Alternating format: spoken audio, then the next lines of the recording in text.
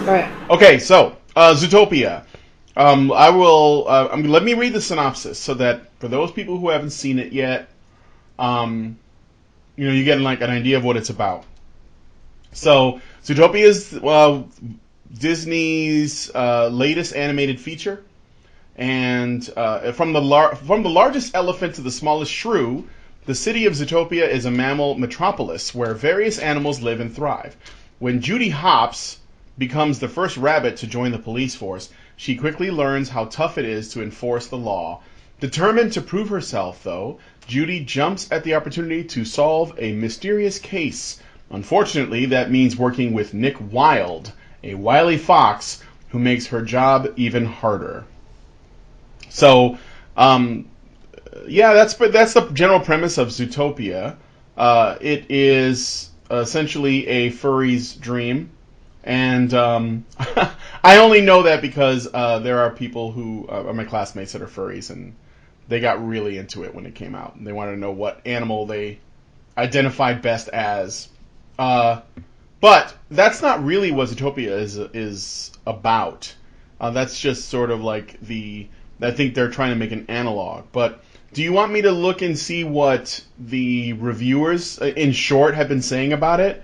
Or do you guys want to just give your general impressions of the movie as just in the abstract, like whether or not you liked it? I can correct someone on their language for the first time in ever. Analog, analogy, maybe. Is that correct? Yeah, yeah, I suppose so. Yeah, you're right. All right. An analogy. And it wasn't me doing it this time. Yay! Okay. So, general thoughts. Mm-hmm. I think that the creators knew what they were doing, and fundamentally, I think that the only lens or like a underlying philosophy that really fits all of the various features, and it doesn't fit all of them. Like it's not like a one-to-one correspondence. It doesn't fit like an absolute glove. But if you look at all of the aspects of the storytelling and what they were saying, it seems to be that it is actually a metaphor for men's issues. And I'll give my argument unless anybody else wants to go. I enjoyed the film. I actually went in. I didn't know what I thought would happen, but I quite enjoyed the film. I didn't think it was going to be this like in your face about its subject matter. I thought it was going to be, and I think it was in your face if you have the right eyes to see it. And I don't think many reviewers did. When I looked it up on TV tropes, there was one person who seemed to sort of be inching towards that. I don't know if you want me to talk about that right now. Yeah, no, let's hear it. Okay, so, well, not inching towards necessarily that it was a positive portrayal of men's issues, but inching towards, in a feminist way, almost getting it, and getting pissed, which is what I would assume the feminist response to that, if they actually figured out what these people were saying. She was talking about the scene where Judy is frightened by Nick. Mm-hmm. And she's reaching for her mace. And this particular person on TV Tropes said, "What does that remind you of?" I think it was Unfortunate Implications or something. And I'm like, yeah, you almost got it. Except Judy was presented as unsympathetic in that situation. That she had a sort of a bias against Nick for presuming that he would be violent. Mm-hmm. And I just found that really, yeah, it was really, they were some people, some feminists, I think this was a feminist viewer, because she was sort of presenting it like, oh my God, what did Nick do to Judy? By menacing her. And even though he was quite angry and upset about her well, perhaps not her it's not really like a virulent bigotry, but sort of naive bigotry. And so they almost got it. They almost seemed to grope to the conclusion, and I assumed that if they had actually broke through, that comment would be really pissed. But I don't think they can. Because the idea that men, the situation of men, could be so sympathetic, and and that men could actually have those problems like that would require these individuals to actually recognize that men could have problems like that. And it's a funny thing because this movie hides itself. If indeed this is what the creators were intended, and I don't see how you can I'm 95% sure that they were intending to make a statement on how we stigmatize and stereotype men. If that's what they intended, the fact that nobody got it is simple. They don't realize that men have these issues, and are they completely incapable of recognizing them. They're like those without the alien glasses, and what was that movie? They Live. Yeah. They Live. Yeah, so I was right. I mean, they can't see it. They just absolutely cannot see it. Yeah. So I think let's try to challenge that theory, but maybe we should get Max. Yeah, before that though, I want to get Max's first feedback. Thoughts. What are your thoughts? About Zootopia. You don't necessarily have to speak directly to Alison's theories, but you can just say, "Oh, I liked it" or whatever. But what are your thoughts? What kind of things went through your head when you were watching this movie? Well, just to start off with a general impression, what really impressed me about this movie, in comparison to a lot of other animated movies, specifically the ones made by Pixar, if you look at the movies that are made by Pixar, you'll notice, if you really think about it, that a lot of those movies aren't really like kids' movies. They're more child-friendly movies, because if you look at movies like WALL-E or The Incredibles, they deal with a lot of adult themes, but they present it in a very kid-friendly kind of way. Now, if you go over to Disney Animation, where in the past few years we've had movies like Wreck-It Ralph, Frozen, Big Hero 6. Well, not so much Big Hero 6. It actually did have a lot of adult themes in it, but the other two, it's really just about campy kids' fun, right? What really impressed me about Zootopia is how professionally and carefully crafted it was in terms of being able to present a lot of these really difficult modern-day pressing issues into a child's parable. Because you got issues like what Alison just brought up, for example, men's issues, which I think is a very legitimate way of looking at it, but it's really just centering around the way that we all stereotype people based on the information that's fed to us through, let's say, social conditioning, the way the mainstream media presents information to us, along with issues like obviously race. The issue of meritocracy was very well represented, I believe, considering the way Judy Hopps, the lead female rabbit, she was presented as the quintessential strong female character, because she doesn't ask for the world around her to conform to her, I don't want to say disability, but just the factors that she was born into. Yeah. G actually just tries to work around it and try to exist within the society that was built up as it is, right? Which was great. Also issues of poverty, multiculturalism, and it really, you have something truly profound on your hands when you can have something that can entertain kids legitimately, and also have adults leave the theater and consider a lot of these issues and how important it is that we solve them if we're going to be able to survive in this world together. So yeah, that's just my general impressions. Yeah, I really enjoyed it. First off, I thought it was really good, and I actually I was prepared to be pretty nonplussed, or just sort of like, oh, this was fun, but forgettable, or kind of a throwaway thing. But after I saw it, I definitely got a lot of the themes that Max is talking about. The men's thing, I didn't really think of it in that way. I thought, and maybe it's because I'm a bit more cynical when it comes to what I think people mean to do when they're making something. I thought that they were just trying to talk about things like race, multiculturalism, maybe even migrants, things like that. different cultures that should not be able to coexist, trying to coexist. In fact, the name itself, Zootopia, which obviously is a play off of the word utopia, which is often attributed to some, perfect society that isn't really achievable. At least that's the way most, many people discuss that sort of thinking. But I think that I was of the belief that what they're trying to talk about is specifically racism, but I think that is they may have failed at it, or maybe there were some people who were trying to say something else, but they used the guise of racism to make a much larger point, which could be about essentially sexism against men or men's issues, or the presumption that there's something predatory, no pun intended, about men.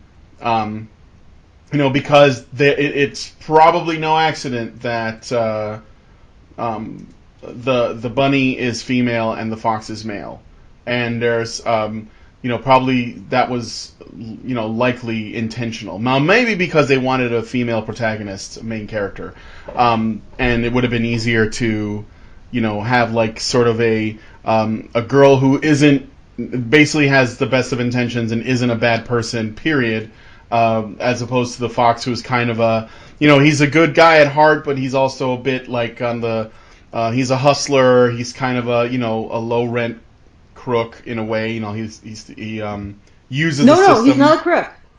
Well, he's not criminal. Right. He actually hasn't broken any laws except for tax evasion, but that's something that she uses against him. Yeah. But I think that in a way we're supposed to find him likable, but also sly, and perhaps there's something up his sleeve. But it turns out that that's a ruse, and he's really not really that like that. So, but I did enjoy it, and one of the things that I thought was really interesting, aside from all the stuff you guys are pointing out, like the commentary about about gender, about race, about culture, about meritocracy, which I did catch, like that. Hops was willing to put in the work, and she didn't complain, and she basically just, made use of what she's good at as a rabbit that allowed her to contribute, in a way that the other animals, because the cop animals were all larger, some of them herbivores, some of them carnivores, but they were all bigger, stronger types, and she was the only one of her very small size. So, but aside from that, there was also one other thing that I thought was great that I don't know if you guys caught, but the one time they need to go into a government building to get help, they go to the DMV. And the DMV is operated by sloths. The whole thing. All of it is sloths. And I think that they were trying to make a commentary about how, not just a joke about the DMV, which actually has improved in many ways, at least here in Chicago, but it's a commentary on how government generally functions, which is, really, really inefficient. They might as well have sloths working in those buildings. So I thought that was a really nice little jab, like, funny little joke about the state. But that was just a different thing altogether. I thought that was really clever of them. And, of course, it made for some good laughs. But overall, yeah, I really enjoyed Zootopia. And I think that you guys all said a bunch of stuff that I would have said anyway. Just to further clarify on the point that I made before about how well crafted this script was, because you were pointing out how it can be interpreted in a whole bunch of different ways. A lot of people can use this movie as a lens to view one of their own personal issues, be it men's issues or issues involving race.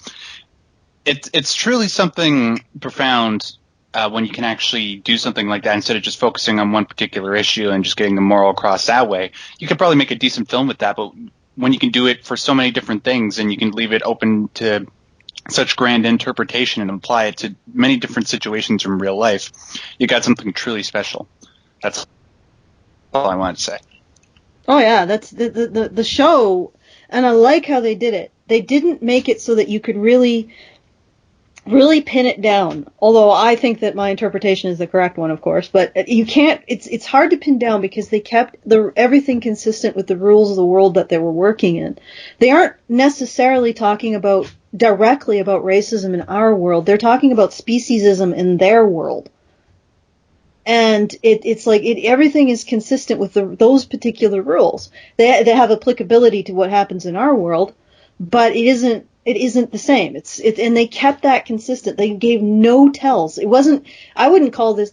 People call something that has a moral that it puts out very, very strongly as Anvilcilious.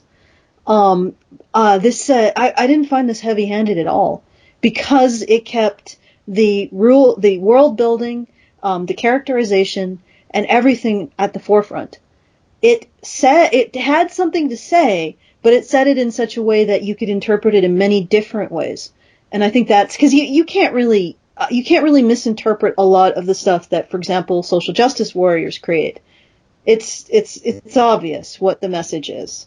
Well, Go ahead. No, I was just gonna say, yeah. I mean, Zootopia is making I think that ultimately what it succeeds at is its ability to make an argument against essentially bigotry, period.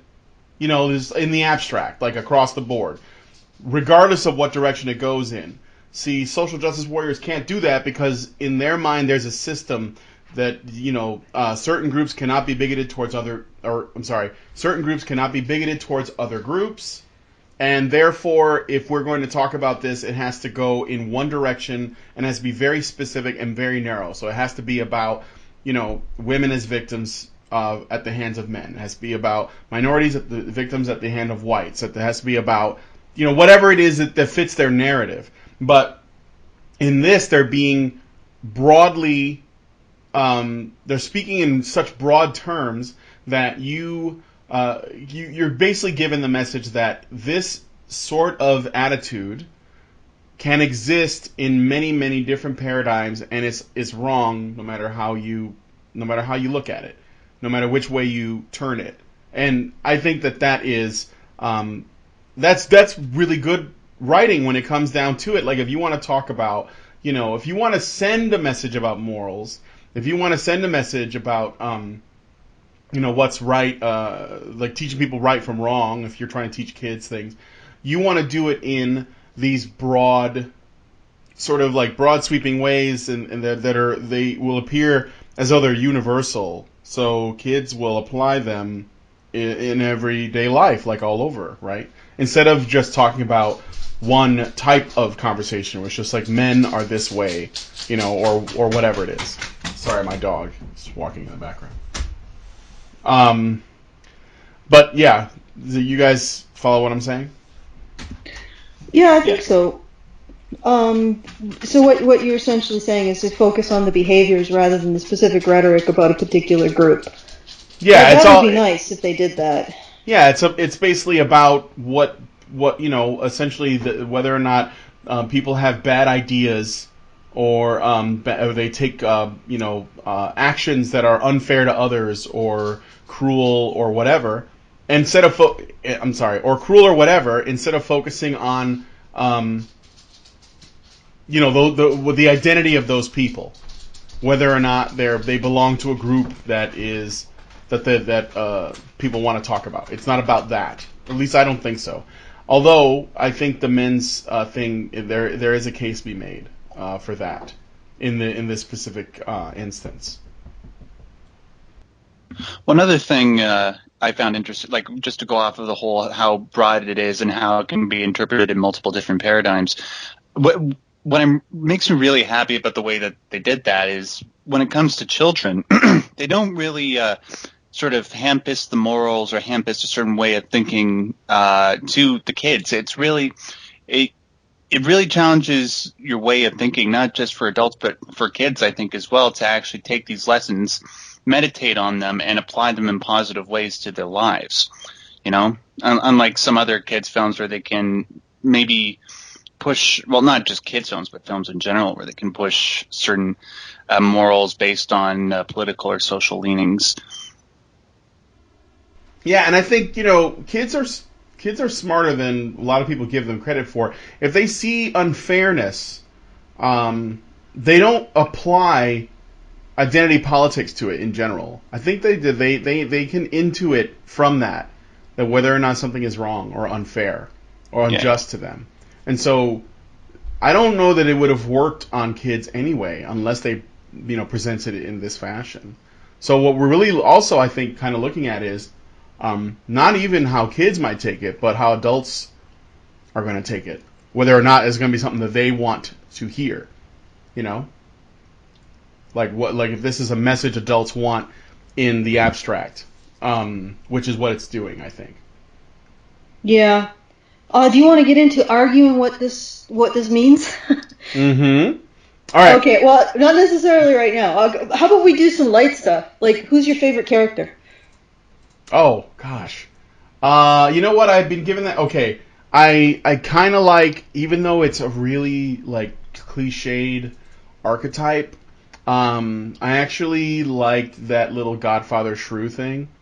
I forgot about that. Yeah. But the whole, that whole, every time there's a mob boss, it's somebody named Mr. Big, and they turn out to be really small, and, that they're doing the, what's the actor's name? Marlon Brando. Yeah, the Marlon Brando thing, and, it's really, cliche and tropey, but he made me laugh. I liked him. And I liked his daughter, the other little shrew girl, who I predicted, because, the trailer kind of gives you a hint, because you get to see where he says, I have to, baby, daddy has to, you see that in the trailer, and you see that little girl shrew earlier in the movie, because the rabbit saves her life, because they're running through the little town of, I guess, where all the really small mammals live, and I predicted that, that would come to save their asses later on. However,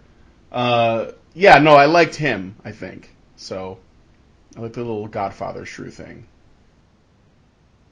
In terms of my favorite character, yeah, obviously that crime boss stuff. I was howling when that was happening. I went to go see it with my baby cousin, and I was just sort of quoting that the shrew to her afterwards, and she was laughing hysterically. But anyways, my favorite character, I know it's just sort of obvious to say, but it really is Officer Judy Hopps. I really think that, with how big of a deal it sort of has been in modern culture to try and have strong female protagonists, and a lot of people like to complain about the way some of them are written, a la, Rey from Star Wars Force Awakens being a Mary Sue. I believe that the writers behind this story really nailed it with how they should do, a character that women can look up to, even if it is just a rabbit, because when it comes to women that actually want to be truly great and try to achieve things that nobody expects of them, the way that they wrote Judy Hopps and the challenges that she navigates through the movie, you can apply those particular challenges to a lot of things that normal everyday people go through in their lives. And the way that she chooses to think outside the box and move around those obstacles and truly be heroic, I thought that was fantastic. I thought it was truly, truly original. And it makes me happy that we're finally starting to get onto this thing and, not make it seem like it's shoehorning feminism or anything like that. It just feels natural, and she's perfectly likable, and she's, optimistic, but it's not like, it's being shoehorned in by the writers. It doesn't feel artificial. It was clean and smooth, and that's why she's my favorite character. I would actually, I don't necessarily agree that she's my favorite character, but I agree with why Max likes her. She digs deep, and she finds it in herself to overcome the obstacles that she faces. And that makes a good character, whether it's male or female. I know we might have argued about Rey, and I don't want to get too far into it. I think Rey is just a cipher, so there's no depth to dig to with Rey. But regardless, Judy, you could see that she was determined, and you could see it through her actions. She never really quit, and she earned what she got. She managed to defeat the physical obstacles in her way to become a cop, and then unfortunately, she was a bit I think where she fell down in terms of, and it was character development, right? Where she fell down in terms of seeing herself in terms of having to prove herself was she never really got that she had to prove herself when she got the badge to the people or to the police officers she'd be working with.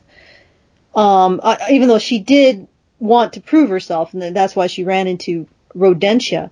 But she sort of went about it in a really, like, not a good way. Like, proving herself would be dealing, like, the rookie always gets the shit work. And just doing it without complaining and without overstepping her bounds. And she ended up overstepping her bounds, which was more about her own ego than proving herself to the group. However, I think that's an aspect, they were setting that up as character development, so I don't really have a problem with it overall. And that's...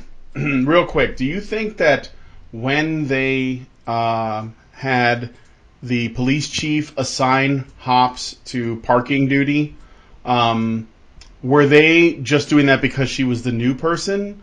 Or do you think that they were doing that because they were trying to make a statement about maybe,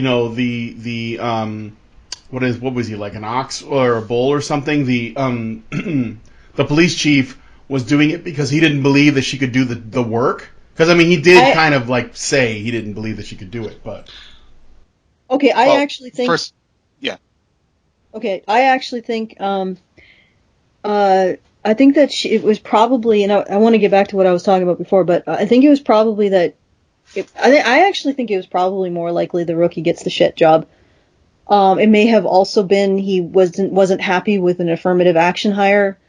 Although I get the sense that he was the type of person or type of wildebeest or whatever he was, that was excruciatingly fair when it was warranted. And it's saying that they got parking detail, she got parking detail. There's a scene that sort of indicates maybe it was just a rookie thing when the chief says, these are the new people and I don't give a shit. Not in those terms, but and then I don't care. But he does it again when it's Nick and I guess other new hires. So it did give, like, I think I don't know if she was offended by that, but that whole, the proximity between him saying, I don't care, and everybody think, it's because of her. But him doing it again when it was the next time to I think it was his way of sort of testing the rookie. Like I said, it could also, his motivation could, the fact that she was, like I said, an affirmative action hire, she was a bunny, he didn't necessarily think she could do the job, was probably contributing to it. But I don't think that it was necessarily the full reason why he did that. I think it was the usual, give the rookie the shit jobs. See if they can manage it. But I wanted to bring back to the point, because the other scenes with him, he is perfectly, like, he's very reasoned. When she proves herself to be worthy of it, he gives her respect. And when she walked into that room, she had to prove herself worthy of his respect and the respect of her teammates. Even if she got the badge, doesn't mean she can do the work. So, and I don't think she approached it that way. And I think this is an aspect of her character development. When she walked in that room, she did not approach the situation in that way. I gotta earn these guys' respect, and I gotta earn my chief's respect. But in the end, she did earn it, and when she earned it, he was perfectly fine with her, even sort of encouraging in his curmudgeon-y way. And so I would say that I would lean towards him doing that as, the test the rookie. It might also be specifically test the rookie and go extra hard on her, because I don't know if she deserves to be here. Not necessarily because he mistrusts her, but because he mistrusts the politicians who got her in that position, and their intentions and their desire to make sure that the force is working at optimal capacity. But the other thing I wanted to mention is that she doesn't, like I said, she doesn't approach this in a situation, and I think this is character development, that she has to earn respect from her teammates and her chief. She initially just approaches it that she just wants to prove this. She wants to prove herself to be like the super cop and prove herself wrong. It's like an inward focus, like vanity almost, rather than an outward focused, I need to be the best I can be for the team and the people I serve and my chief. And I think that's something that she learned to change. Like, she changed over time. And she, like, also in learning that she wasn't so above bigotry herself, which I don't even think she recognized the bigotry in herself. And that's another reason why I think that this relates to men's issues. I don't think Judy really realized that it was wrong to regard predators as dangerous. She thought she was justified because they had... Okay, well, but I won't get into it, but go ahead, Max. You wanted to say something. I heard you jump in there. Oh, well, actually, what I was just going to actually go on a different tangent from what you guys were talking about. So did you want to finish your point, Alison? I think I did finish my point. My point was that when... In the initial stages, even though she got through the training camp, she at the point where she got her badge, I guess she thought she no longer had to prove herself. And so when she went to the the police station with her new teammates and new boss, I think that I don't know, maybe she had a chip on her shoulder. Well, actually, I think she did have a chip on her shoulder, and I think she had a chip on her, so she was interpreting everything in the worst way. Instead of saying, hey, I'm a rookie, I need to prove myself.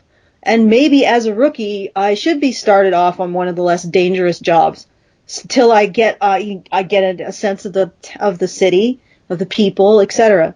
And I mean, like, think about it. She's just come from the country where she grew up. I mean, I'm sure that the Chief Bogo actually knows some of her history. You're just going to drop somebody from the country into dangerous work? I mean, would he even do that with a predator? Like, it just without getting any time to be acclimatized to the city and how people work or think and live and talk in it? That seems like it seems like it would have been bad on the whole. So she could have interpreted it in multiple ways and approached the issue much more in a team member way. Like, I have to prove myself to the team. I have to prove myself to the chief.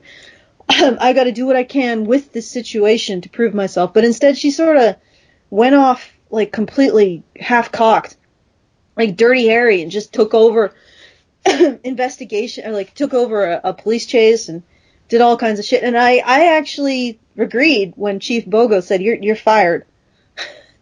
Because she didn't get past. She thought that she just had to get the badge, and that's all she had to earn to be a police officer. And she didn't realize that at the end of getting the badge, you also have to earn the respect of your team and your chief and the people you serve. So, and I think that's a lot of what happened, why that whole plot with Nick happened. So anyway, go ahead. Oh, right. No. So you didn't tell us who your favorite character was. Oh, right. Oh, frick. Sorry, I went on this long tangent. My favorite character, I sort of have to go with Nick. Partially because Max already took Judy, and I know Brian took the little shrew bot, Mr. Big. Took all the good ones. Sorry. No, I think Nick is a good one. Oh, yeah. I like how he calls her out on her shit. I like that ends up, despite being the sly, supposedly criminal fox who engages in tax evasion but no other real crime. He ends up being sort of the moral center of the story, which is really interesting. It is Judy hurting him that leads to the final epiphany and moves the plot along, which is really unusual to see. Like, think about just for a sec. Think about another movie in which the final act is basically driven by the female character realizing how much she hurt the male character. And I got a cough, so I gotta drink something. Yeah, it is very rare that you see the emotional core of a movie center on the hurt that is felt by a man, and a woman just trying to go out of her way to prove herself to that man and make that man feel worthy for his efforts and his place in the world, which is truly what makes Nick, a really great character. Yeah, and it's another reason why I think that the biggest possible interpreter, or the one that fits the facts the closest, is probably men's issues. I mean, they deliberately chose they made a man the emotional center. The female character had to change herself, had to go in herself and analyze her motives and what she did, and actually become a better person because she had hurt this guy. And she had to learn to realize that was not cool, and she needed to do something to fix it. And Sorry, I just find that, like, that seems really freaking telling. That not only would they create a world like this that presents bigotry in the way it does, but also at the same time make the male character the heart of the story.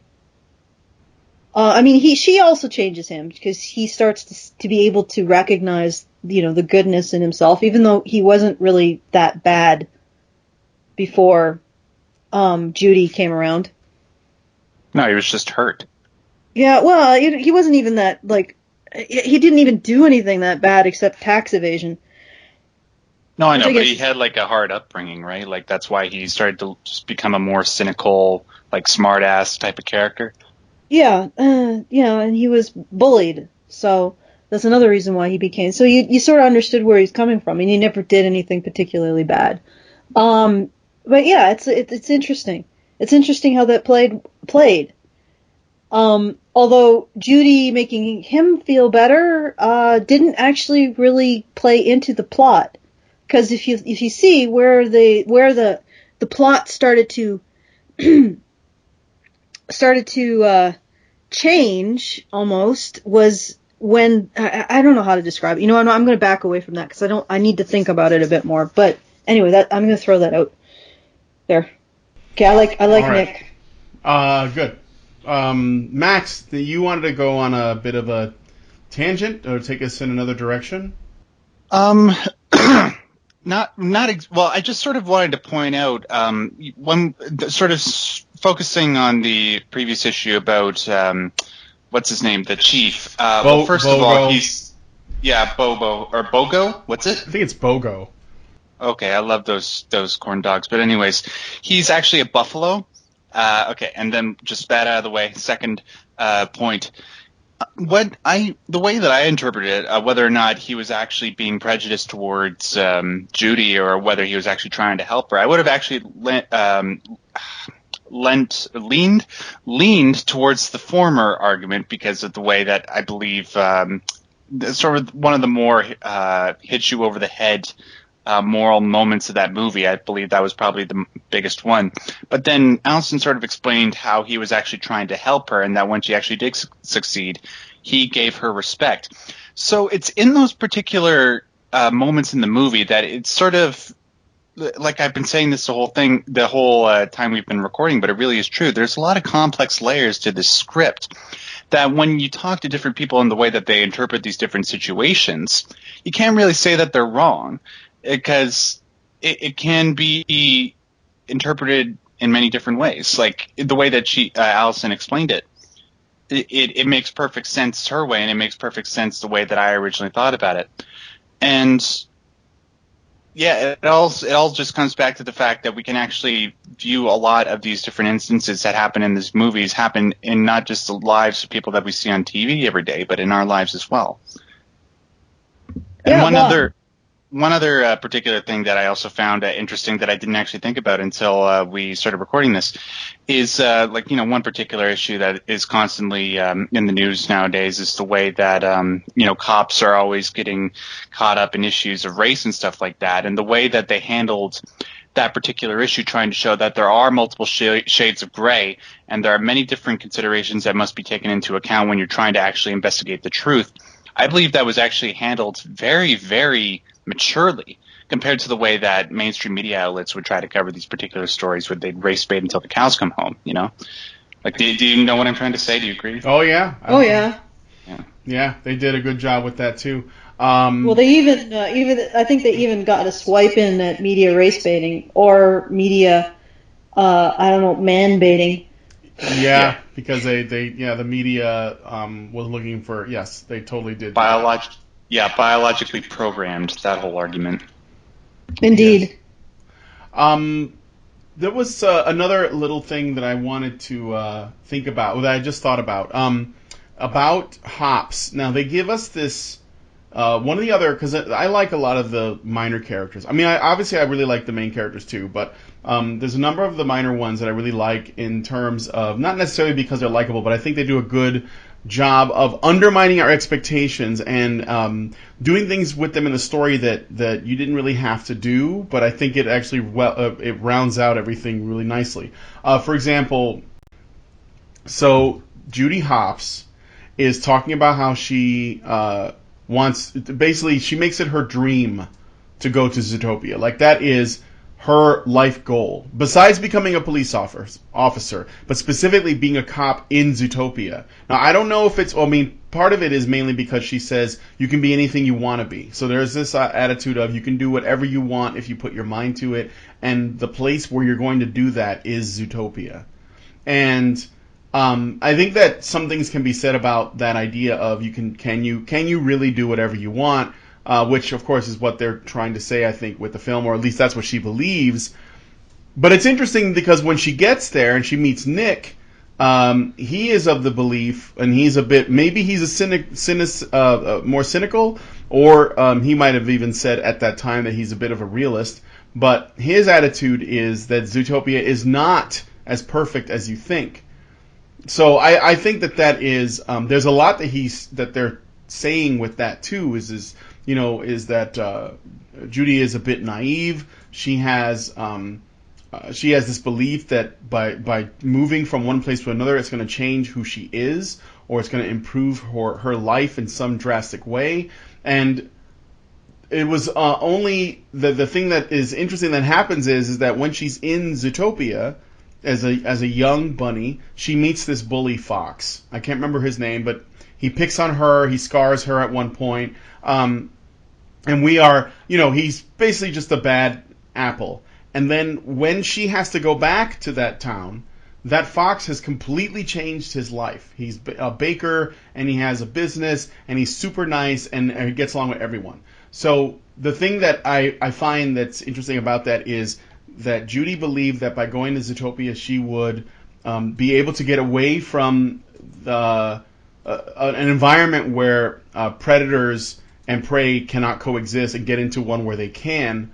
But the environment in her original home had actually also improved in its own way. Or at least they were trying to point at it. And they didn't have to go back to that bully fox and show him as an adult and completely different, and he gets along with people and all that. And how the parents, Judy's folks, went from being really naive and afraid for her safety, and they give her the mace and stuff because they want to make sure that she's going to be okay, to being more open-minded and accepting, by the time she returns to them. Their attitude is different. Sorry, I just I thought Alison wanted to jump in. No, a lot of what you were saying makes perfect sense, actually. And I always find those particular moments in life where a lot of these different vicissitudes occur that really shouldn't have happened, like those instances when you were kids and how cruel you would be to each other for no particular reason, and then you come back later on in life, and then the first thing that you do is you apologize to that person for how cruel you were, and how emotionally reassuring it is to actually have that put to bed. Like, I remember when I was in high school, there was this kid that used to pick on me all the time in middle school, and then he just came up to me one day, and I just said, I wanted to say that I'm so sorry about everything that happened.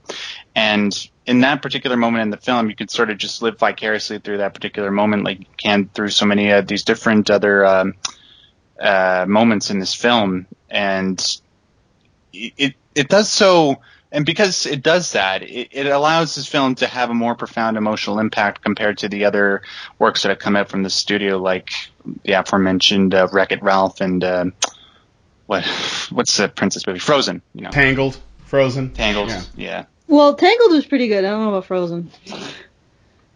I thought, yeah. I love Frozen up until the third act. I love that movie until the guy turned out to be who he wasn't. Yeah, that was so retarded. Yes, it was. I was like, yeah, you know what? Somebody made an executive decision here, and it shows. They might as well have just replaced the animation with executive, like a script with executive decision stamped on it. This is now going via executive decision. No, this is what has come down from on high that we must now do. And it was, Oh, but I actually liked Tangled from beginning to end. And I sort of like Wreck-It Ralph. I just felt like there wasn't a good tempo or rhythm, or it missed something. But this is a conversation for another day. It's like it just didn't gel really well for me. Yeah. I like how Wreck-It Ralph, but I know what you mean. I like how Wreck-It Ralph was. I mean, without moving too into it, isn't the central premise of Wreck-It Ralph self-determinist? Like, oh, well, you're a bad guy, you can't change that, and he just basically learned to live with it, and just was the bad guy in a video game, and just learned to be happy with his position in life. Whereas in Zootopia, not that it's like a direct, thing to compare, but in Zootopia, Judy is told that, she can be whatever she wants to be in Zootopia, so she chooses to be a cop, and basically against all odds, changes that. But Ralph has to stay a bad guy. Also, Nick chose to not be as he was stereotyped to be. I know it's yeah. That's one of the. I think that it was a different kind of message in Wreck-It Ralph, was the idea that you don't have to necessarily abide by people's opinions of you. Is more, I think, the approach that they was taking. I think he was actually okay with what he was doing, or what the role he was portraying, but he was upset about what other people thought, and he got over that. So I think there may be a connection, like it may be a different message, but you're right, it does seem a little bit on the surface. Yeah, it may be more about self-acceptance, which is also good. I mean, yeah. But I mean, it's if he enjoyed his work, and it was just the fact that he was seen as bad, then just letting go of the desire to be seen in a particular way is self-acceptance. In Nick's case, if he actually wanted to be something else, which is what he did, I think, because he was wanting to be a Cub Scout, and I assume that the logical progression there is some sort of police officer. Public servant of some kind. Or public servant of some kind, or soldier or something. So he wanted to go down that route, but he was prevented by people's opinions of him, and he took on those opinions, just like Wreck-It Ralph did. But whereas Wreck-It Ralph took on those opinions, but liked what he was doing, I think, and if he didn't, then I'm completely screwed in my analysis. He just needed to resolve the fact that other people would have their own opinion of him. Nick wasn't actually pursuing what he enjoyed because of other people's opinions. So, and I guess there's some consistency to be found there, but shall we get back to Zootopia? Yes, we're going to get back to Zootopia. Do any of you guys have any thoughts on the thing I last said, or can we look at, let's see what the reviewers were saying about it? I can just do some blurbs, and then we can counter them, because the idea is that Zootopia is actually can be, and there's a very strong case to be made that it is a film about men's issues and men, and whether or not Disney is aware of it, but they're making really, really, really strong correlations. But the critics don't seem to be picking that up, and so and these are the people who get paid very well to do this job. So the question is, can we challenge that? Can we challenge this notion that this is a men's issues movie? Or do we want to challenge the notion, or do you want, because the critics are definitely going to ignore it. Sure they are. I mean, we don't necessarily have to respond directly to them, but we can look and see what they're saying, and then see if we can refute it with our own case. Yeah, but that isn't necessarily supporting my case that it is a men's issues movie, because I know that you two don't necessarily agree, but let's continue. Well, actually, I'm warming up to it, but let's see what okay, so this one's from Variety, and okay, so it reads, Disney offers a decades later correction to Song of the South, in which rabbits and foxes have a chance to live together in relative harmony. So, just real quick, I've never seen Song of the South, but the more terrible things I hear about it, about how racist it's supposed to be and everything, the more curious I am to actually watch it, because I have a feeling that it won't be that bad, but I don't know. I haven't seen it, so I don't know. Be like, maybe it's getting a little bit too overblown in terms of how offensive it is, but we'll see. I actually don't think it's as overtly offensive as some of the other cartoons of that era. I'm pretty sure most of the criticism, and I could be wrong on that, is because they show a character, the old slave character, being perfectly happy serving his white employers, I guess, at this point. And they felt that was inappropriate, even though it was probably accurate, which is really funny because, like, this is what we don't like to see about slavery, is the psychological aspect of it, and the fact that the shortest lived slavery is really brutal slavery, and yet that's what we show on our TV. Like, all slavery is like whips and chains, and, well, no, actually most slavery is laws and social conformity, and we don't show that because, for the obvious reason, is that you might start to wonder, wait, most slavery was enforced by laws and social conformity? Wait, there are some parallels here. And I think that's why we don't want to see these. It's like, if it's an accurate picture of how a man of his age would approach his situation, I don't know why that's so racist.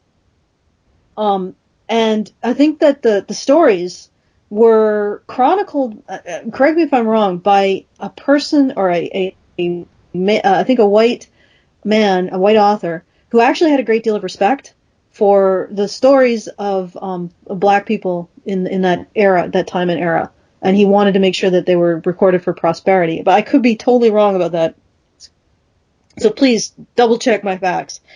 But anyway, I don't think it's quite as racist as they're making it out to be. I think it's more offensive to them because of this black and white view of slavery. Now, slavery is always wrong, but the slavery that was whips and chains didn't last long. It certainly didn't last as long as slavery in the antebellum South. It lasted very short because people would rebel. That you don't control people that way. You control them psychologically. And we apparently don't want to open that can of worms. So anyway, that's a bit of a digression, but go ahead. Oh, that is really interesting. Now, here's what I think this is a really fun. I just pulled. It's basically the headline or the subheadline for the film review by Peter DeBruge. But like, it's funny that he's making this comparison. It's almost like, okay, I'll just read it again. Disney offers a decades later correction to Song of the South, in which rabbits and foxes have a chance to live together in relative harmony. So he's sort of like making the statement that somehow Zootopia is a decades later apology for Song of the South. I don't even think these two things are the same. And I don't even see it that way, but I think that they're already opening up with this statement. So, let me read a little bit more of it. From the company that brought you the utopian simplicity of It's a Small World comes a place where mammals of all shapes, sizes, and dietary preferences not only live in harmony, but are also encouraged to be whatever they want. A revisionist animal kingdom in which lions and lambs lay down to the mayoral law together, and a cuddly-wuddly bunny can grow up to become the city's top cop. Welcome to Zootopia, where differences of race and species have no obstacle to either acceptance nor achievement. It is, in short, a city that only the Mouse House could imagine, and one that lends itself surprisingly well to classic LA-style detective stories, such as The Big Lebowski or Inherent Vice, yielding an adult-friendly whodunit with a chipper you-can-do-it message for the Cubs. I think that critic's an idiot. Next. Like, just really dumb. First of all, there was strife. There was actually some pretty intense adult themed strife going on. I don't see what he's talking about. I think he just read a summary somewhere and watched some trailers. Like, that's the thing with these movie critics. I don't think they actually do their job. They're probably just, like I said, between snorting coke off a hooker's stomach, they probably just go and read some synopsis and then drunkenly write some shit out the next morning. Stomach. Sorry. It's a thing, I think. No, it is. That's just, never mind. Okay, all right. Breasts, whatever. some sort of debauched movie critic activity. Insert in debauched movie critic activity here. All right, there you go. Whatever it is, they're cranks. Maybe they fuck lizards. I don't know.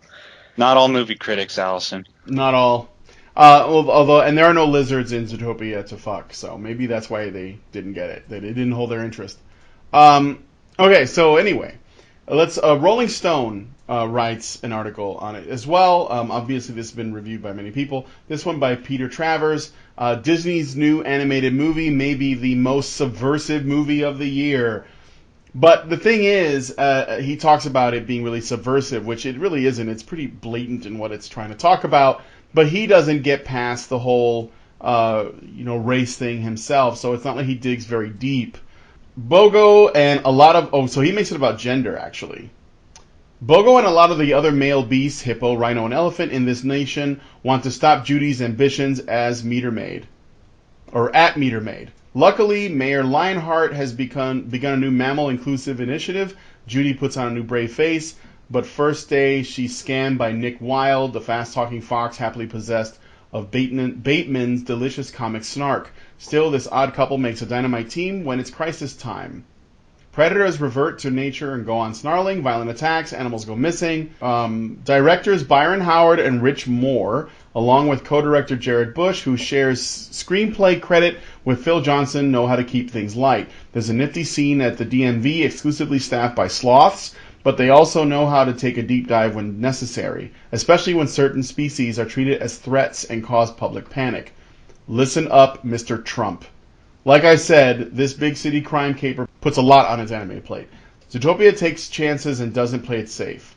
So is it too soon to talk about next year's Oscars? So this writer mainly focuses on apparently the fact that in his eyes, Judy Hopps is the only female cop that is relegated to meter maid, and that the other cops are somehow standing in her way. And he makes it about race with his offhanded Donald Trump comment. So okay, he misses the mark on that. But go ahead, Alison. Meter maid, does he say she's the only, because Francine the elephant was female? Yeah, he ignores that. Yeah, there was female cops as long as they were either very large, aggressive prey or predators. So he completely blows it. Okay, so he does seem to pick up the idea that females are represented sort of like by the prey animals, and males are represented by the predator animals. It's not like, the thing is that okay, and then the other thing is he makes it about race. Okay, well, what's this critic's name again? Oh, I closed the thing. I'm sorry. It was like Mr. Travers. Critic. Peter Travers. Thank you.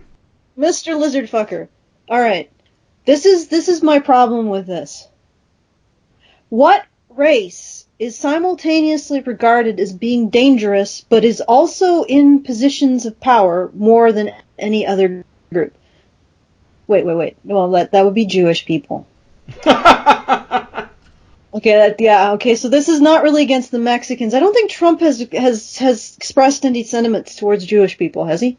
He hasn't really expressed any negative sentiments towards any group of people, but we'll go ahead and I'll go ahead and say yes, he has not talked about Jews at all. He probably has a lot of really great Jewish friends. All right, okay, here's the thing. And I want to get, do you have more criticisms that you wanted to read? I can't really find any other good ones. I think that the main idea is most of the critics have essentially made it about race and to a lesser extent gender, but in the opposite direction, where somehow Judy is, the girl who makes it happen despite all adversity to prevent her from doing so, which is really weird and misses the point in a drastic way. But yeah. Yeah, well, it misses all of the stuff that she does to try to rise to the challenge, for one, as a person. But the other thing it misses, and this is going to be, I'm going to just dovetail right into my argument why this is inadvertently or not, but I think it might be actually advertent or inadvertent, or which is the intentional. I'm not even going to try to interpret what inadvertent or advertent is. Okay, intentionally. I think it's intentional, but it could be advertent.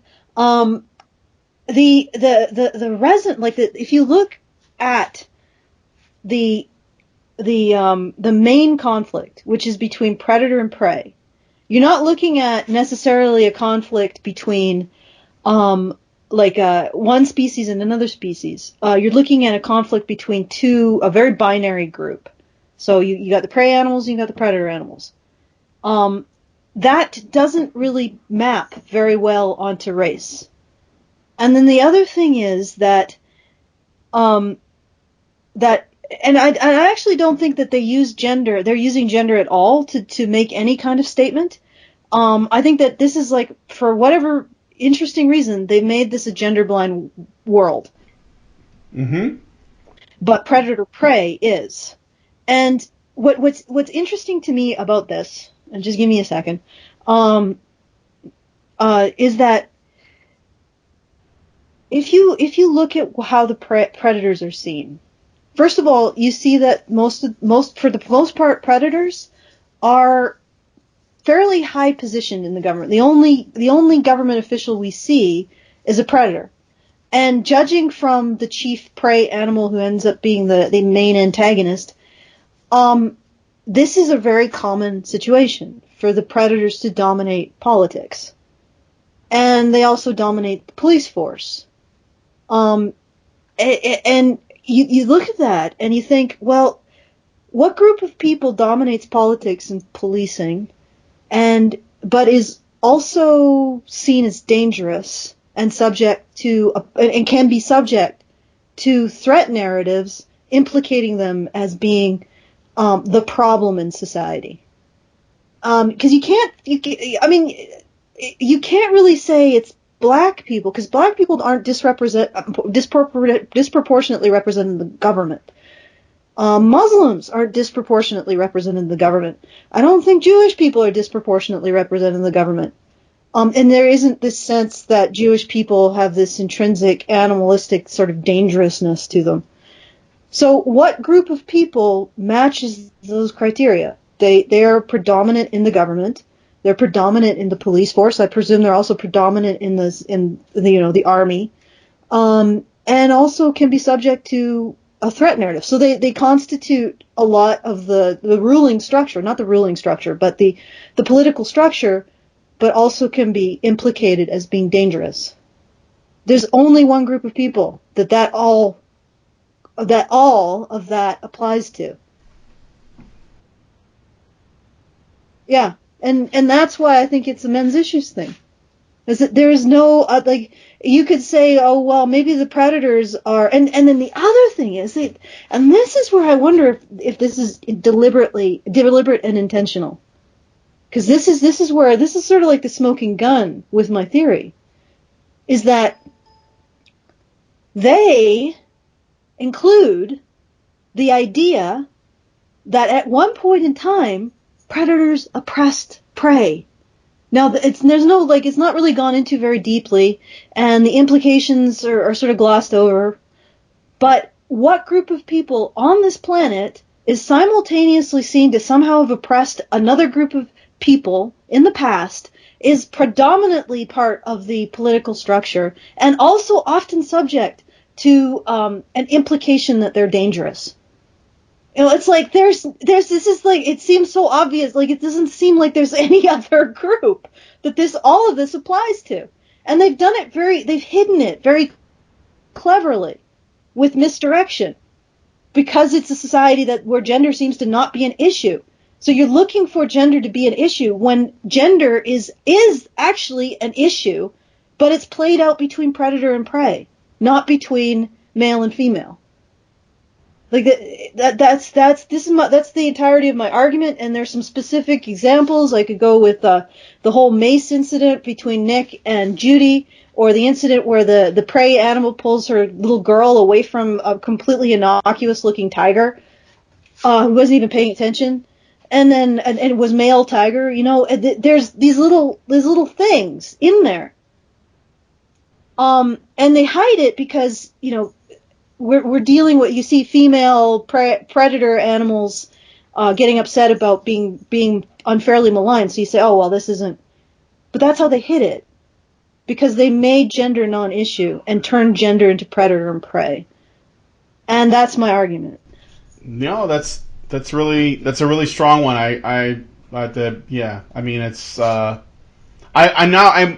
next thing is I wonder whether or not the folks that made this knew that or not. Like if it was like a cosmic accident or if they were well aware of what they were doing. Max, did you want to say anything to that? Yeah, it was actually something that I was trying to figure out before. I wonder if it was just a complete accident that they managed to make all these different situations that happen in the movie apply to so many different aspects of our life. Because on the one hand, I think that the reason why it is so broad and can be interpreted in many different ways is mainly because maybe they were just trying to craft the narrative so that it appealed to kids and it wasn't so direct. And I think maybe it was just a happy accident that it managed to be able to apply to issues like the ones that men face or the ones that people of certain racial minorities face, or if it was actually specifically crafted. It's something that is actually really fascinating me, and I wish there was some way that we can get an answer to it. But, like most artists that tend to create profound pieces of work, they would much rather try to be silent on it rather than give any direct answers, because sometimes the most beautiful things about interpreting works of art is the blanks that we fill in for ourselves, right? Mm-hmm. No, definitely. A couple more things that I wanted to throw in there that I had thought about that I thought were really interesting. The lion. So the mayor's a lion. That makes sense. King of the jungle. That was, nice little nod. But I like the mislead they do, where there is a point where it looks like the lion is behind everything, but he's actually trying to help. He's trying desperately to help and keep people from panicking. And it actually turns out, oh, no spoilers? No spoilers? Yeah, let's not do the spoilers. I think right. does it relate to the themes that we've laid out right now? Well, yeah, but sort of, because I think that you are sort of led to believe that it's a predator. He's a predator, and there could be, like he may be up to something. But it ends up that you get your assumptions, your very own assumptions, completely undermined. Yep. And then and then the person who actually is behind it is the person that, in a way you're led to believe it's the person you least expect. Yeah, I'd like to keep it with no spoilers, and I know Max has got to go, and I think we should probably wrap up. All right, so I'm not sure. Well, I will ask. Nobody gave me an argument. No, I can't. An argument. No, I think that's a really strong case, and I did see it that way in part, but I thought it was trying to say again, I think that we're looking at an abstract, big picture idea, but when you put in those other factors, about like how you can be a group that once oppressed people or oppressed the prey, and then they're also the ones in power. However, they're the ones we're supposed to sympathize with. And they're the ones who are also subject to a threat narrative that regards them as dangerous towards prey animals. By the prey, even though they make up only 10% of the population. Yeah, and I think if, I actually, honestly, at the end of the day, I think it may just be a coincidence, because I think they were setting out to really write a story about, bigotry? And people having these expectations. And it may be that it's just the situation for men that fits it best. That fits the very concept. Yeah, bigotry that's the way that I see it. Yeah, that's what I was thinking too. Last thing, okay, one quick little question. So, what do predators eat in Zootopia? And does it? I know that one leopard ate a lot of ice cream and junk food, but what do they eat? Cheetah. He was a cheetah. The San Francisco of the zoo world. Maybe they're all vegan. Yeah. I don't know, but that was something I thought about, like I was wondering about. Well, anyway. Yeah, actually, I was wondering about it too. Maybe fish. They weren't really shown to be. Yeah, they don't really talk about. The only things that appear to be sentient are the mammals. They don't really talk about reptiles or fish or birds. And there are insects, but the insects don't appear to be intelligent either. So maybe that's how it works. I don't know. That's lizards. Yeah. Fish. Worms. And I don't think there were any birds either, so. Nope, I didn't see any birds. So maybe chicken? Yeah, maybe chicken. Okay, so I guess we'll wrap it up. Those of you guys who are watching, what do you think? Did you come to a similar conclusion? Did Alison give you an angle on this movie that you hadn't considered? Is she wrong? Leave a comment and let us know if we're wrong or if we're on point. And if you do see it that way, do you think Disney knows that? Or do you think that it was just like, pfft, they didn't really think about it? If they do, they will never admit it. No, never. That is a really tough thing to admit. So, yeah, thank you for joining us on our first episode of ERMAHGERD Nerds. Is that what we're calling it? That's what we're calling it. ERMAHGERD Nerds. Oh, is that a problem, Max? No, not particularly. You don't seem to be pleased. No, it's fine. It's just like I could, it's just usually that's something that I hear come out of Brian a lot, and it just sounds a little bit more enthused when he does it other times. That's all. Like he sounds like he's in a completely different dimension. But anyways, that's not really relevant. I don't even know what that means. Wait. Yeah, don't try to think about it too much, Alison. You'll just drive yourself insane like I did. Yeah.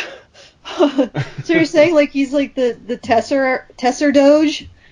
Like the Tesseract, Sure, let's go with that. He's the Tesser Doge. Fourth dimensional Doge. The Hyper Doge. Yes. The Hyper Doge. Who created this tripe? Disney? How far you've fallen from your glory days of ranting about greedy Marxist Jews hypnotizing your animators with expensive voodoo trinkets? Zootopia? Is that some kind of marital aid? I've heard about this kind of thing. Lurid, vile depravity. Fairies it was, yes. Fairies dressing up in elaborate costumes made of shag rug and robotic ears, is it?